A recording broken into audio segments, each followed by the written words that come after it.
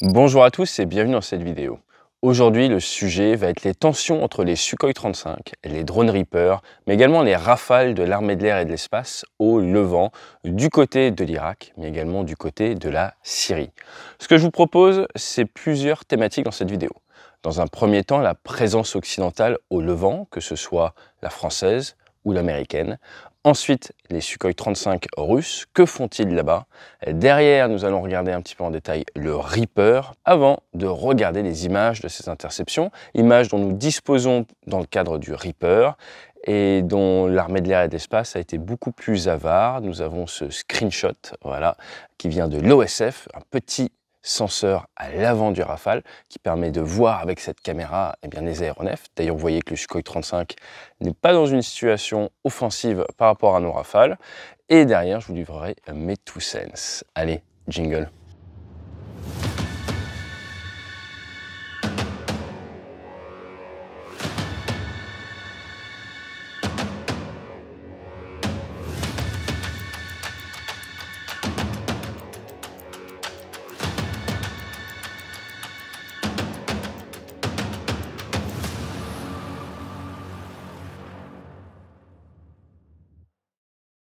Alors, je ne vais pas vous faire toute une vidéo très spécifique sur l'engagement occidental en Syrie ou en Irak, parce qu'il y en aurait pour des heures. Ça vous intéresse, dites-le moi en commentaire.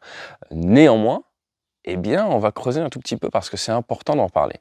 Les États-Unis sont en Syrie avec l'Operation Inherent Resolve, et également l'article 51 de la Charte des Nations Unies. Inherent Resolve, qui veut dire détermination absolue, qui court depuis maintenant 9 ans, ça a commencé le 15 juin 2014, et ils ont une présence en Syrie, au sol, avec des forces spéciales, mais également en l'air. Les aéronefs, les avions de chasse ne proviennent pas directement de Syrie, ils sont basés un petit peu autour. Vous avez de la Jordanie, vous avez le Qatar, vous avez les Émirats Arabes Unis, et vous avez donc cette présence non souhaitée par le président Bachar al-Assad de Syrie, qui est maintenant depuis bientôt une décennie. Il y a quelques semaines, il y a eu une frappe de drone contre un terroriste présumé, et là, il y avait une opération avec 3 drones Reaper dans une zone précise, ce qui n'est pas banal, mettre autant de drones dans une zone, c'est que vraiment il y a une cible d'intérêt. L'objectif de cette opération, qui a quand même regroupé 22 pays, c'est de contrer l'expansion des djihadistes salafistes de l'État islamique dans la zone. Il faut rappeler qu'au moment où cette opération a été lancée, ils avaient repris la ville de Mossoul, de Raqqa, de Fallujah, de Tikrit. Donc il y avait une très forte présence, un très fort développement de l'État islamique. Et il y a donc la plupart des nations européennes, mais également le Canada, l'Arabie Saoudite, la Jordanie, le Qatar, Bahreïn, les Émirats Arabes Unis, qui ont participé à cette opération d'une manière ou d'une autre. Les premières frappes ont eu lieu le 8 août 2014 en Irak et c'était en octobre 2014 pour la Syrie. Pour ce qui est, on va dire, de l'Ouest, entre août 2014 et juillet 2016, il y a eu 13 803 frappes aériennes qui ont été effectuées, 9 273 en Irak et 4 530 en Syrie. Et déclaration de biais, moi j'ai participé à celle en Irak. Et en France, justement, on parle de l'opération Chamal. L'opération Chamal, ça date depuis le 19 septembre 2014. Le Chamal, c'est un vent du Nord, ça veut dire vent du Nord en arabe, et c'est donc la France engagée contre l'État islamique sur la demande de l'État irakien pour la partie Irak. Il y a une demande de la part de la présidence irakienne pour que la France vienne les aider face à l'État islamique. Pour ce qui est de la partie Syrie, c'est beaucoup plus compliqué d'un point de vue droit international et ce n'est pas l'objet de cette vidéo. Je tiens néanmoins à préciser que les avions français qui se sont retrouvés avec le Sukhoi 35 étaient du côté irakien de la force. Pour ce qui est de la Russie, ils se sont mis vraiment à s'engager à la demande du président Assad à partir de septembre 2015. C'était la première opération extérieure en dehors des anciennes frontières de l'URSS pour les Russes depuis l'Afghanistan. Il faut noter qu'en Syrie, ils avaient une très forte présence avec un port qui leur donne accès à la Méditerranée, et ils ont des avions de chasse, des avions de bombardement, des avions de renseignement directement basés en Syrie. Le Sukhoi 35, c'est un dérivé du Sukhoi 27M, on est sur du 19 tonnes à vide, 34 tonnes 5 à la masse max au décollage. Je vous rappelle qu'un Rafale armé de l'air, c'est 24 tonnes 5. On est bisonique, Mach 2,25, en configuration lisse et à haute altitude. 2 gros réacteurs qui poussent 2 fois 14 tonnes. Et c'est un avion qui est vraiment en service depuis 2014. Il y en a environ 150 qui ont été construits. Et le gros point fort, si je puis dire, de ce Sukhoi, c'est les R-77. Donc l'A-12, c'est un missile Fox-3, l'équivalent de l'AMRAAM, l'AIM-120 américain. Il peut en embarquer 12, ce qui est énorme, là où les Rafales vont en embarquer 6, 8 avec les nouvelles versions qui vont arriver. Pour ce qui est de tout ce qui est guerre électronique, ils ont des systèmes, ils ont des radars, l'Iris qui fonctionne bien, qui est grosso modo, je devais comparer à ce qui se fait de mieux à l'Occident, juste une génération en dessous, mais il est armé également d'un système d'IRST, donc qui permet de détecter la source de chaleur, ce qui peut être utile contre les avions furtifs que les Américains d'ailleurs ont basés dans la région. Ils ont amené des F-22 en Jordanie il y a quelques semaines, justement à cause de la montée des tensions dans la zone. Alors ce qu'il faut savoir, c'est que le déploiement des Sukhoi 35, eh bien, il fait suite à des fortes tensions entre les Turcs et les Russes. Il y a eu en novembre 2015 des F-16 turcs qui ont fait feu sur un Sukhoi 24 et l'ont détruit, et d'ailleurs un des 2 personnels navigants est décédé. Vous avez derrière, le 20 août 2019, 2 F-16 turcs qui furent interceptés et derrière qui ont été raccompagnés par des Sukhoi 35. Pareil en septembre 2019 avec des F-16 israéliens. Bref, vous l'aurez compris, il y a beaucoup de tensions au-dessus de la Syrie entre des F-16 turcs ou des F-16 israéliens et les Sukhoi 35 qui servent principalement à faire la défense aérienne, là où derrière ils ont des Sukhoi 24 qui font de l'attaque au sol ou du Sukhoi 30, même si des Sukhoi 35 ont été vus avec des bombes principalement non guidées dans la région. Pour ce qui est du Sukhoi 35 en combat, il y en a quelques-uns qui ont été officiellement perdus sur la partie ukrainienne. Pour ce qui est de la partie syrienne, à l'heure actuelle, les informations dont nous disposons ne nous permettent pas de penser qu'il y a eu des pertes. Le Sukhoi 35 a également été vendu à l'export. C'était avant qu'il y ait toutes ces sanctions si vous achetez du matériel russe. Il y en a 24 en commande pour les Iraniens. Pour le coup, là, c'est après qu'ils aient livré des drones contre l'Ukraine. Et derrière, bien, la Chine en a également reçu 24 entre 2016 et 2018, mais trouve que par rapport à ce qu'ils font maintenant de manière autonome, ce n'est pas non plus transcendant. Et il semblerait qu'il n'y ait pas d'autres ouvertures d'export pour le Sukhoi 35, que tout est bloqué à cause des sanctions occidentales. Alors parlons un tout petit peu de déconfliction. La déconfliction, c'est quand on s'évite les uns les autres, et il y a des accords de déconfliction entre les Russes et les aéronefs qui participent d'un point de vue occidental à toutes ces opérations, qu'ils disent grosso modo qu'il ne faut pas trop s'approcher les uns les autres, qu'il ne faut pas venir trop au contact ou s'intercepter parce que ça va gêner le déroulement des opérations d'un côté comme de l'autre. Donc traditionnellement, on va plutôt essayer de s'éviter par la trajectoire. Et si vous êtes configuré en air-sol, vous ne pouvez pas accélérer de manière supersonique, donc vous allez essayer d'anticiper, vous voyez arriver des Russes, vous allez ouvrir, vous allez essayer d'aller faire votre mission sans vous retrouver en contact. Fonction des phases depuis une dizaine d'années, soit si vraiment c'est pas possible, vous allez faire demi-tour, ou sinon vous allez quand même forcer un petit peu le passage. Bref, il y a du reniflage qui a lieu. Il ne faut pas oublier que généralement les avions occidentaux, nous sommes équipés en air-sol. Ça veut donc dire que si vous n'avez pas de soute en interne, vous êtes limité à des capacités subsoniques, que ce soit un Typhoon, que ce soit un F-15, que ce soit un Rafale. Si vous avez des bombes, des bidons subsoniques avec beaucoup de pétrole, parce qu'avec les bombes vous consommez beaucoup, et également un pod de désignation laser, eh bien, face à un Sukhoi 35 qui va arriver en configuration RR, eh bien, vous serez subsonique. Et lui sera à capacité supersonique. Ça veut donc dire, en déplacement au-dessus de la zone, que vous, si vous déplacez à Mach 0,9 et que lui a une capacité accélérée à Mach 1,9, eh bien même si vous faites demi-tour et que vous ne voulez pas qu'il vous intercepte, s'il est derrière vous à Mach 1,9 et que vous êtes à Mach 0,9, chaque minute, il vous reprend eh bien 18 km.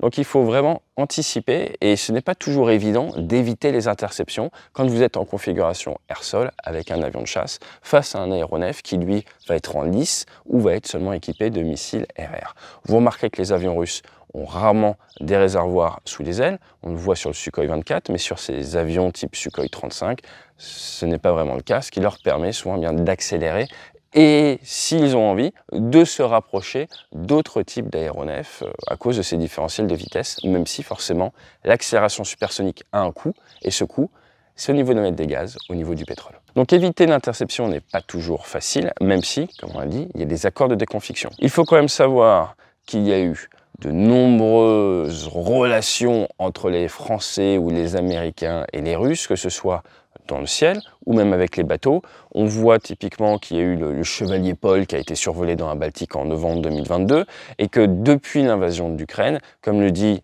le chef d'état-major de la marine, l'amiral Pierre Vendier, dans son audition, c'était en juillet 2022, il y a de plus en plus d'agressivité de la part des Russes qui ne se dérangent plus à accrocher leur système d'armes sur les navires ou les avions alliés et venir se rapprocher de manière très agressive. Nous en reparlerons dans les Two Cents parce que c'est très difficile, quand vous êtes accroché avec un aéronef hostile, peut-être éventuellement, il vous accroche, qui se rapproche de savoir s'il va tirer ou s'il ne va pas tirer. Et à partir de là, il y a un certain déplacement de la norme qui s'installe quand vous laissez faire ce type de pratique. Mais d'une autre manière, comment empêcher ce type de pratique? Avec le petit exemple que je vous ai donné juste avant, c'est très compliqué et ça nécessite des nerfs d'acier des deux côtés. Le MQ-9 Reaper de fabrication américaine, programme qui a commencé dans les années 2000, qui est opérationnel depuis 2007. La grosse différence avec la génération d'avant, c'est la taille du groupe motopropulseur. Là, on parle quand même de 950 chevaux, ce qui lui donne une bonne capacité d'emport. On est sur du 2 tonnes 2 qui monte jusqu'à 4 tonnes 7. 1 tonne 8 de pétrole. Donc vous avez une charge utile qui est de l'ordre de 1 tonne 7. Vous pouvez donc prendre pas mal d'armement. Armement qui va être de précision et qui va pouvoir être guidé de manière très efficace. Dans des conditions optimum, vous pouvez quand même faire 27 heures d'endurance, ce qui est énorme et ce qui est un énorme avantage par rapport aux avions de chasse qui vont avoir forcément des temps sur zone beaucoup plus courts et qui vont devoir partir régulièrement pour aller ravitailler toutes les heures ou toutes les 2 heures ou toutes les 3 heures, ça dépend du type d'aéronef. C'est un aéronef qui a très bien marché à l'export, on en a acheté en France, il y en a en Inde, il y en a en Italie, il y en a au Japon, il y en a en Pologne, il y en a en Espagne, mais également en Angleterre. Mais c'est un aéronef qui a connu des pertes. Si vous remontez un petit peu dans le temps, vous allez vous rendre compte eh bien, qu'il y a eu des pertes tant de paix, mais également des pertes au combat, avec notamment eh bien, des tirs de pain de cire, de SA-6 yéménites et typiquement au Yémen en 2017, en 2019 plusieurs fois, il y a des Reapers qui ont été à plusieurs millions de dollars qui ont été détruits par des SA-6 ou des SA-6 modifiés. Vous en avez qui ont été perdus au-dessus de la Syrie, par exemple le 18 août 2020. Officiellement, il y en a 2 qui sont rentrés dedans, il y aurait eu une collision en vol, même si certains parlent que ce n'est pas qu'une collision, qu'il y en aurait certains qui auraient été détruits. Je n'ai pas de plus d'informations dessus, mais ce qu'il faut savoir, c'est que voilà, il y a plusieurs dizaines d'unités en tout qui ont été perdues. Et plus récemment, on en a parlé sur la chaîne, le 14 mars 2023, au large de la Crimée, un qui a été détruit par un Sukhoi russe, quelque chose d'assez inédit dans l'histoire de l'aviation quand même. Donc clairement, on a une augmentation de la pression sur les drones Reaper depuis maintenant plusieurs mois, ce qui a justifié le déploiement des F-22 en Jordanie, probablement sur la base de Moufaka Salti Air Base en juin 2023. Mais ce qui est intéressant de voir, c'est que dans le cadre là des images, vous voyez du Sukhoi qui vient clairement embêter les Reapers, qui vient de manière non autorisée par les règles de déconfliction et en faisant fi de tous les accords internationaux, gêner la bonne mise en œuvre de ces drones, et il n'y a pas d'interception par des avions de chasse américains. Donc soit parce qu'ils sont trop loin, mais d'après certaines sources, ils auraient effectué 18 passes, cela aurait duré plus de 2 heures, donc cela interroge sur la volonté des Américains d'envoyer des avions de chasse pour protéger leurs drones, et on se demande si ces drones ne sont pas perçus d'une certaine manière comme du consommable qui permet d'éviter une escalade des tensions. Donc là, au niveau des images, vous voyez clairement que les Russes ont appris depuis l'interception au large de la Crimée, sont également un petit peu plus professionnels dans leur indiscipline, si je puis dire, puisqu'à la dernière fois, il y a carrément eu un abordage, vous ne voulez pas faire ça en tant que pilote, là c'est un peu plus réfléchi, tout en étant, j'insiste, non légal d'un point de vue des règles internationales. Vous allez me sortir la carte du oui, mais les Américains n'avaient rien à faire dans la zone, et là je vais botter en touche parce que ce n'est pas le sujet eh bien, de la vidéo, vous l'aurez bien compris. Toujours est-il, pour ce qui est des passages, il y a tentative de faire tomber le drone grâce au recours à la turbulence de sillage, qui est augmenté grâce à l'utilisation de la post-combustion. Derrière le Sukhoi, vous venez gêner le flux d'air. que ce soit pour les entrées d'air du Reaper ou alors pour la stabilité de l'air, exactement comme le décès de Goose dans Top Gun, c'est à cause de passage dans le souffle. Donc les Russes essayent de mettre le drone dans le souffle pour le gêner, et ensuite ils forcent la manœuvre en utilisant des leurres qui sont des leurres sous parachute. Et donc le fait de venir lancer ces leurres, ça crée des obstacles dans le ciel, ce qui force les Américains à manœuvrer leur drone. Le point très intéressant, comme je vous le disais tout à l'heure, c'est qu'il y a plusieurs drones, même ils se filment entre eux dans la même zone, ce qui montre donc qu'il y a forcément une chose d'intérêt au sol, une opération en cours ou quelque chose vraiment de très fort intérêt. Et là, on voit clairement qu'il y a une volonté de la part des Russes de gêner ou de déloger les Reapers de cet endroit-là. Donc on ne connaît pas le contexte macro, on sait juste qu'il y a eu ce harassment, comme on dit, à cet endroit précis, et il est plus que probable que les Russes avaient la volonté de pousser ou de gêner les Reapers à cet endroit précis, et c'est pour ça qu'ils ont mis en œuvre tous les moyens. Là, clairement, on voit qu'ils ont tout essayé sans pour autant abattre les drones. Pour ce qui est de l'interception des Rafales par le Sukhoi 35, déjà ce qui est intéressant, c'est qu'il semblerait qu'il n'y ait qu'un seul Sukhoi 35, là où il y avait 2 Rafales. Déjà de base, même si vous êtes limité en subsonique, vous avez un énorme avantage parce que vous allez pouvoir faire ce qu'on appelle du support mutuel, là où l'autre avion ne pourra pas. Et ce qui va vous permettre de mettre en œuvre des tactiques RR qui font qu'en permanence, vous avez des senseurs sur l'adversaire et lui est obligé par moment de faire demi-tour s'il veut éviter des missiles. Donc en cas de combat, le 2 contre 1 avec des avions modernes donne un énorme avantage aux 2 avions pour des raisons tactiques que je ne détaillerai pas beaucoup plus sur cette chaîne. Néanmoins, on voit que le Sukhoi 35 a l'air d'avoir les ailes, voilà, il n'y a pas de gros emport, il est en configuration RR, donc une capacité supersonique. Au niveau de cette vue OSF, qui est cette super caméra dédiée à l'RR sur le Rafale, mais on voit clairement que là, il est dans une position où il pourrait se faire tirer dessus par les Rafales, donc il n'y a pas une volonté de rester derrière, de se mettre derrière. Néanmoins, il est probable qu'il se soit beaucoup rapproché et que cela ait contraint, gêné la patrouille. Comme je vous le disais, normalement, les équipages, on va essayer d'éviter cette interception. Si l'évitement de l'interception n'est pas possible, eh bien là, ça va dépendre des règles d'engagement. En aucun cas, vous ne voulez ouvrir le feu, mais vous allez essayer, sûrement, en tant que pilote de Rafale, de flotter un petit peu votre patrouille, de ne pas rester collé l'un à l'autre, de manière à ce que s'il y a un acte hostile, s'il y a un engagement de la part du Russe, il ne puisse le faire que sur un seul avion à la fois, ce qui vous permettra tout de suite de le punir et au moins de rééquilibrer les comptes. Donc ce que l'on peut dire sur les informations données par la France sur cette interception, c'est que le Russe est venu tout seul, ce qui clairement montre une volonté de gêner, d'agacer, mais en aucun cas montre qu'il y avait une volonté d'attaquer, sinon il ne serait jamais venu tout seul, surtout contre 2 aéronefs. Donc, en résumé, volonté d'embêter, volonté d'intercepter, droit international compliqué dans le cadre des Américains, du côté des Français dans le cadre de l'interception contre les Français, 2 contre 1 en faveur des Français dans le cadre de l'interception du Sukhoi 35, néanmoins subsonique contre supersonique, avantage d'un point de vue célérité du côté des Russes, mais en 2 contre 1 dans l'ère moderne, c'est illusoire de croire que le Sukhoi 35 voulait vraiment en découdre. Dans tous les cas, ce qui est intéressant, c'est quoi? C'est de voir le déplacement de la norme, cette volonté de rendre classique ce type d'interception de la part des Russes. Mais juste avant, je voudrais traiter certains points que j'ai retrouvés dans les commentaires ou chez certains analystes que je voudrais soulever. Le premier, c'est la fameuse question d'armer les drones. Est-ce que si les Américains armaient en missiles RR leurs drones, leurs Reapers, cela changerait quelque chose dans ces interceptions très musclées? Question toute simple. Les bateaux, quand ils sont survolés à 5 mètres surface par les avions russes ou les avions type Poséidon ou même d'autres avions de chasse quand ils sont interceptés et survolés de très près par les Russes, sont-ils armés? La réponse est oui. Est-ce qu'ils utilisent leur armement? La réponse est non. Pourquoi? Parce que pour utiliser son armement, il faut être dans un cadre de légitime défense ou alors il faut être dans un cadre autorisé par l'état-major pour mettre en œuvre l'armement. Et dans tous les cas, ça va amener à une escalade. Donc la difficulté, c'est quoi? La difficulté, c'est que les Russes ont tendance à venir nous chercher bien au-delà de ce que les accords internationaux autorisent, mais ce n'est pas pour autant que nos états-majors, que nos politiques ont envie que l'on réponde par de la force. Vous êtes dans la rue, quelqu'un vient éventuellement se frotte à vous, vous met des petits coups d'épaule, vous avez une arme de poing. Est-ce que pour autant vous êtes dans votre bon droit de sortir une arme de poing et de tirer 5 balles sur la personne qui est venue vous mettre un coup d'épaule?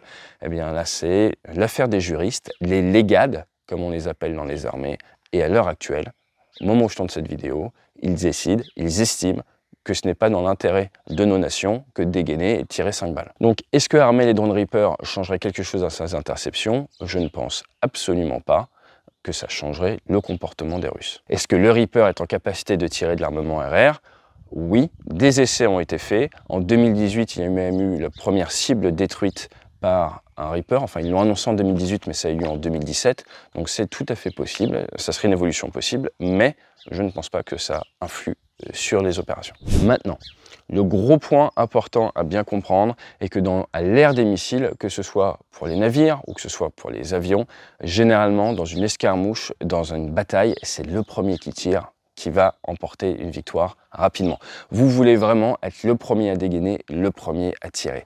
Et c'est là où se situe, en fait, je pense, d'un point de vue macro, tout le danger de ce type d'interceptions qui sont devenues maintenant récurrentes de la part des Russes. Je m'explique. Ce déplacement de la norme dont je vous parlais, c'est en fait ce que vous estimez comme étant normal. Quand vous êtes civil, vous estimez normal en France de vivre dans une démocratie en temps de paix où vous avez le choix tous les matins de faire ce que vous voulez. Il n'y a plus le service militaire, donc on estime normal de pouvoir choisir son métier, on estime normal de pouvoir décider ce qu'on fait de notre quotidien et d'aller et venir suivant notre bon vouloir. Ça s'appelle la liberté. On trouve ça complètement normal, ça fait partie de notre quotidien. À partir de là, remontez un petit peu même dans l'histoire, il y a 30 ans, eh bien, en tant que jeune homme, vous deviez servir sous les drapeaux. Donc vous n'aviez pas cette liberté à 100%. Vous remontez encore plus tôt, eh bien, il y avait pendant la guerre des périodes très compliquées. Aller faire 2000 km vers l'Ukraine, vous avez entre 18 et 65 ans, vous êtes un homme, vous n'allez pas faire ce que vous voulez. Donc cette liberté que l'on estimait normale est le fruit en France d'un déplacement de la norme et d'une chance énorme que l'on a. Ça montre bien à quel point, à quelle vitesse l'être humain peut s'adapter. Quand on part faire la guerre, quand on était en Irak en 2015, premier vol de guerre, vous stresse pas mal, et au bout de 3 vols, 3 missions de guerre, vous trouvez ça normal, vous êtes sur un bateau où tout le monde est habitué à faire la guerre, vos camarades vont faire la guerre tous les jours, vous estimez normal d'aller faire la guerre, et il y a ce déplacement de la norme encore une fois. Et l'être humain s'adapte extrêmement vite.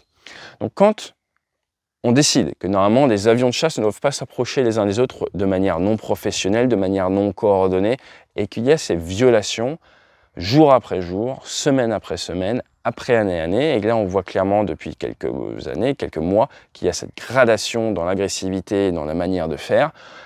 Inconsciemment, il y a ce déplacement de la norme du côté occidental et du côté russe. Tout le monde trouve ça normal, puisque voilà, ça fait plusieurs mois qu'on le fait, et ça ne choque plus. Or, la problématique, c'est quoi?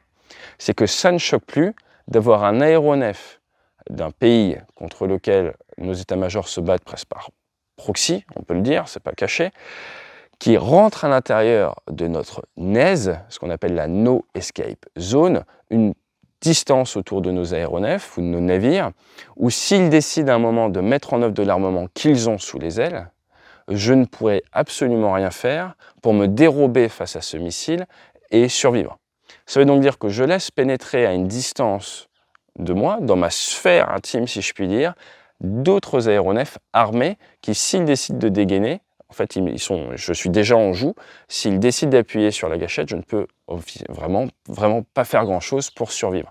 Et à partir de là, ça nous renvoie vers cette dichotomie, vers cette problématique qu'à l'ère des missiles, le premier qui tire, s'il est à l'intérieur de la bonne portée, va faire extrêmement mal à l'autre et ça va être très difficile d'éviter son missile. Et on laisse faire, on laisse rentrer. Donc tout ça, qu'est-ce que ça fait? Tout ça, ça met en place un environnement qui est favorable pour les Russes ou d'autres pays qui font ce type de pratique, qui est favorable pour une éventuelle escarmouche où au moment où ils vont décider d'ouvrir le feu, quel que soit notre matériel, notre technologie, et même si on est supérieur d'un point de vue technologique, risque d'amener à la perte d'aéronefs ou de bateaux occidentaux. Et ça permettra donc, s'il y a une volonté de faire une escarmouche à un endroit donné et d'atteindre la supériorité à un endroit donné contre des Occidentaux, ça leur permettra donc de se mettre dans une position où ils vont réussir à infliger des pertes aux Occidentaux, probablement sans en perdre de leur côté. Donc là, dans le cadre du 1 Sukhoi 35 contre 2 Rafales, je ne pense pas, mais si vous aviez eu, par exemple, 3 Sukhoi 35 envoyés comme ça pour embêter nos 2 Rafales, bien, il aurait tout à fait été possible pour les Russes de détruire nos 2 Rafales. Et c'est un petit peu comme ce qu'on voit dans Top Gun 2, désolé spoiler, quand vous avez le F-14 qui est intercepté par les 2 Sukhoi 57 et que le F-14, d'entrée de jeu, détruit un des 2 Sukhoi 57. Quel que soit votre niveau de technologie et de furtivité, si vous venez à une interception très proche, vous êtes dans une sphère où il va être très compliqué de survivre. Et quand il y a toutes ces interceptions très proches les uns des autres, il faut faire très attention à ça. Donc moi, je vois tout ça comme une volonté macro de déplacement de la norme pour fatiguer, pour user, pour faire croire que c'est normal. Et si, à un moment, ces nations-là ont envie, d'un point de vue marketing, d'un point de vue politique, de marquer un grand coup sur la scène internationale en disant, parce qu'ils pourront réécrire l'histoire derrière, on a été attaqué par un Rafale ou on a été attaqué par un F-15 et dans la foulée on s'est défendu et le score c'est 2-0 pour notre pays, eh bien ça va être très compliqué d'un point de vue communication. Et attention, ça ne va pas forcément partir et ça ne partira probablement pas en Troisième Guerre mondiale, ça va redescendre aussi sec. Mais derrière, d'un point de vue communication, ils pourront dire, regardez, nous avons atteint la supériorité à ce moment-là contre telle nation. Et pourquoi je vous parle de ça? Parce que de plus en plus d'analystes ou d'experts pensent que ce type de petite escarmouche est quelque chose que l'on risque de retrouver, notamment sur les mers, notamment en Asie du Sud-Est. Et je pense que c'est un des signaux faibles, ces interceptions, qui nous renvoient vers le danger pour les opérationnels de se laisser approcher comme ça et la nécessité au plus haut niveau de réfléchir à la ligne de conduite. Est-ce qu'on fait demi-tour? Est-ce qu'on envoie d'autres avions de chasse par-dessus? Est-ce qu'on va dans cette escalade ou est-ce qu'on prend le risque en sachant le talon d'Achille, qui est ce que je viens de vous expliquer? N'hésitez pas à me dire, vous, si vous étiez décideur, ce que vous souhaiteriez faire. Je vous rappelle que si vous êtes un avion subsonique à cause de l'armement air-sol, se soustraire à un aéronef qui est supersonique est extrêmement compliqué. Vous allez me dire, il suffit d'augmenter les aéronefs, d'en rajouter. Mais vous voyez qu'il y a les 22 dans la zone qui ne sont pas déployés dans ces cas-là. Et la posture défensive est extrêmement coûteuse. Donc une autre possibilité, c'est également que ça vous force à mettre en l'air de plus en plus d'avions, à consommer votre potentiel et à être dans une posture permanente de défense qui vous coûte extrêmement cher et qui use votre matériel déjà hors de prix. J'espère que cette vidéo vous a plu. N'hésitez pas à me dire ce que vous en pensez. Le cadre, on essaye de faire ça de manière assez sympa. Je vous souhaite un excellent mois de juillet et je vous propose que l'on parle des bombes à sous-munitions dans une prochaine vidéo, mais également du tour du Rafale. Allez, fly safe!